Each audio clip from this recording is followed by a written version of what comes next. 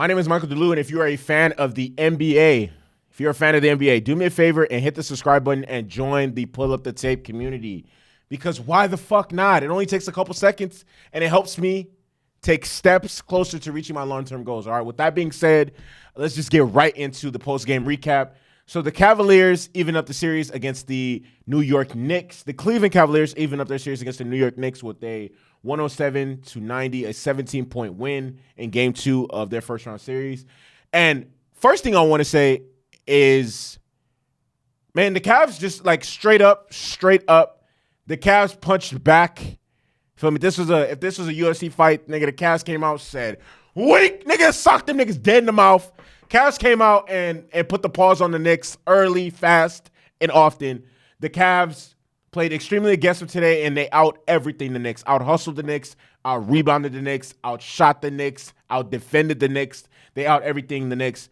And so this is their sixth time matching up, obviously, most cases, well, not most cases. The most you'll play a team in your conference is 4 times. So this is their sixth matchup of the season, and this was their first time that they were able to out-rebound the Knicks. The first time of 6. And, you know, that's not very easy to do because the Knicks are the top 3 rebounding team in the league. If I'm not mistaken, they average the 3rd highest rebounds in the league, while the Cavs are like in the bottom, like they're like 25th or something like that. But that was a direct correlation to as to why they were able to win today's game. They out-rebounded them. Their bench outplayed them. They had more fast break points. The Cavs out everything the Knicks in today's game. Darius Garland, he had 32 points and 7 assists. He was aggressive. He was very, very. I don't want to say. Let me not say very, very passive, but he was really passive. Nah, I don't want to say really, because he did have, if I'm not mistaken, he had 17 or 18 points. He was passive in Game 1 and not really too aggressive and not really looking for his shot. It seemed like he was just playing second fiddle to Donovan Mitchell. Donovan Mitchell had 38, almost 40 points. But this game, Darius Garland came out in the first quarter. In the first half, he had like 20-something points. That's because he was aggressive in getting to the line and drawing fouls and, you know, putting his defender in the action and in the mix and forcing them to, like, you know, play really, really good defense, which, you know, Darius Garland is one of the shiftiest and craftiest and fastest guards in the league. So that's, in most cases, you're going to have to eat that foul, whatever the case may be. So he was living at the free throw line in the first half. And he's just stayed aggressive and continued to hit big shots all throughout the game. Massive game from Caris LeVert. Caris LeVert had 24 points off the bench and 4 rebounds. Caris LeVert is one of the guys that, you know, kind of, I don't know, like, I know how good Caris LeVert is because I seen Caris LeVert's coming out party, and his come out.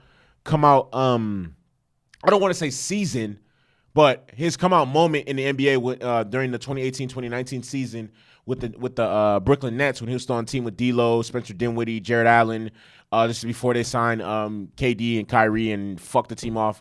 I seen his coming out party, and I know how good of a player he is, and I know how good he was in Indy as well. He was pouring in buckets. But Caris LeVert isn't the most consistent player. I would like to see him become more consistent. If he is able to provide this type of lethal scoring off the bench, this is going to be an easy matchup for the. I would say no. I don't. Let me not say this is going to be an easy matchup, because I think this series is going to go to 7. And I honestly think the Knicks will win this series.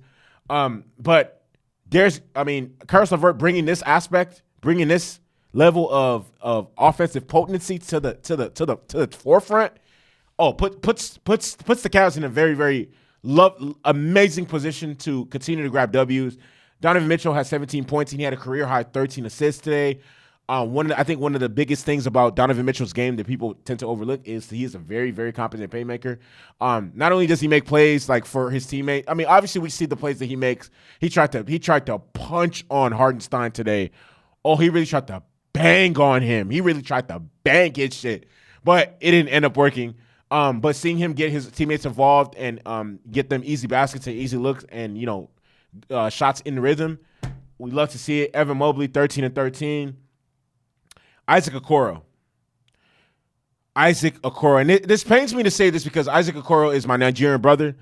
Isaac Okoro only played 3 minutes, and I don't want to say thank God, but JP Bickerstaff is in a tough. And I don't want to say he's in a tough position because the the Cavs are more so on the traditional mold of a basketball team. They play with two bigs, and the two bigs that they have, Jared Allen and Evan Mobley, don't really shoot threes or don't really space the floor.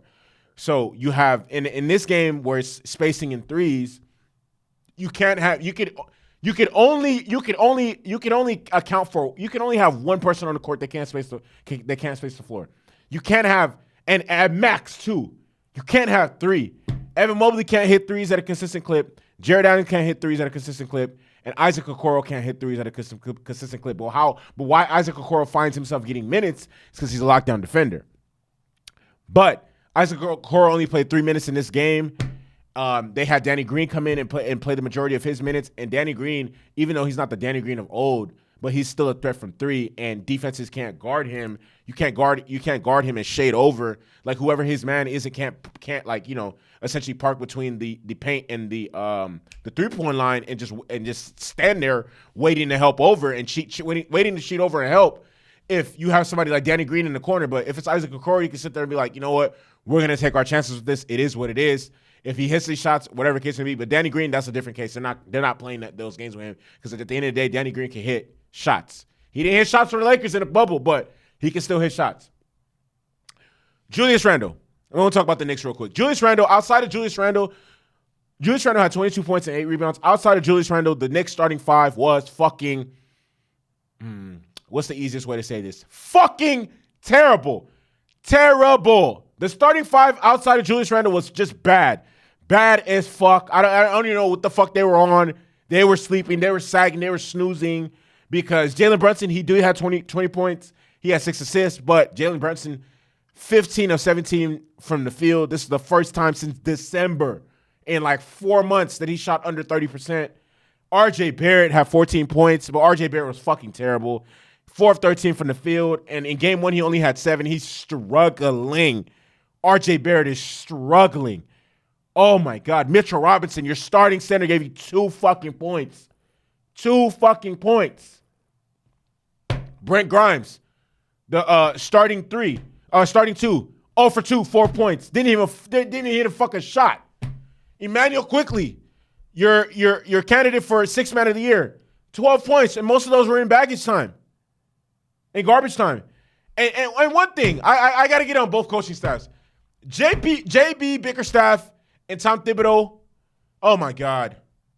What the fuck and why the fuck do you have your starters playing minutes when it's a 25-point game? Julius Randle steals the ball and goes to the dunk and dunks that bitch and gets fouled by Jared Allen and lands on his back. Both of them could have significantly got hurt, and that would have impacted this series in a way that the fans do not want. That type of shit does not make sense. That type of shit does not make sense. That type of shit does not make sense. Please think. Because if Julius Randle gets hurt, the Knicks have no chance. Jared Allen gets hurt, the Cavs have no chance. Neither of those teams can afford to lose either of those players, okay? Get that shit together, all right? With that being said, series is now tied 1-1. I think this is one of the series that I feel like is going to go to games. It's going to go to 7 games. I can't wait. Delectable basketball is being played on both ends by both teams, and I can't wait to see how this game plays out. I'm unbiased, unfiltered. My name is Michael DeLu. If you're a fan of the NBA, do me a favor, hit the subscribe button, and join the Pull Up the Tape community, because why the fuck not? Let me know how you guys think the series is going to play out. Cavs, Knicks, and how many games? Out this bitch.